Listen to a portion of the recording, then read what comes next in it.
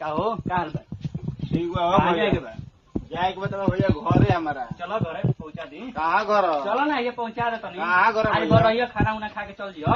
तो कहने घर बा। चलो ना मर। अरे ना भैया ना ना ना अरे मतलब चलो। अरे ना ना ना ना अरे ना। मर पता एक जना ऐसा ही रहन कह के दूसर खेला कर दलो ना हुए भैया हम ना जाई।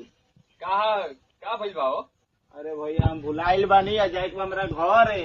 केने तो आंजनी के घर बा? अरे भैया हमारे घर नौवे नहीं खे याद गौवा के नौवे याद नहीं खे। हाँ हाँ केने तो आंजनी के भुला गेल बा जा दोनों जाना? ना मर हमने के बुलानी है भुला गेल बा ना हम भुलाइल कहते हैं कि भैया चलो हम भुलाइल भाई हम भुलाइल कैसे भुला गेल बा?